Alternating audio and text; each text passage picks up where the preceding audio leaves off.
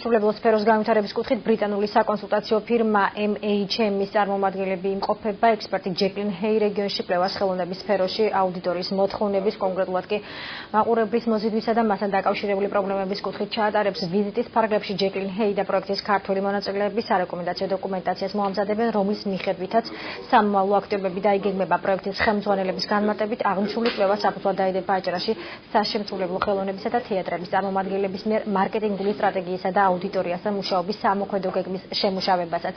აჭარაში საშემსრულებლო სფეროს განვითარების პროგრამისთვის 252,000 ლარია გამოყოფილი, კვლევისთვის კი 42,000 ლარი დაიხარჯება. პროექტი აჭარის განათლების სამინისტროსა და ბრიტანეთის საბჭოს ურთიერთთანამშრომლობის საფუძველზე ხორციელდება. საშემსრულებლო ხელოვნების ხელშეწყობის პროგრამის ფარგლებში ვახორციელებთ კვლევას აჭარაში მაყურებლის პრობლემების და უნდა შეიქმნას რეკომენდაციების დოკუმენტი. რაც ვფიქრობ, რომ არის ძალიან მნიშვნელოვანი ამ სფეროს პრობლემების უკეთესად, ესე ვთქვათ, გასაგებად და შესაბამისად შემდგომი აქტივობების ამ კვლევაზე და რეკომენდაციების დოკუმენტზე დაყრდნობით რომ დაიგეგმოს. საქართველოში პირველად ვარ, თუმცა ბრიტანეთის საბჭოს მიერ კარგად ვარ ინფორმირებული იმის შესახებ, თუ რა პრობლემაც დგას ამ კუთხით აჭარაში და ზოგადად საქართველოში.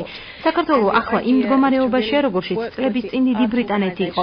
ჩვენს ორგანიზაციას საკმაო გამოცდილება აქვს. აქედან გამომდინარე, მე შემიძლია ჩემი გამოცდილება გამოვიყენო თქვენს რეგიონში.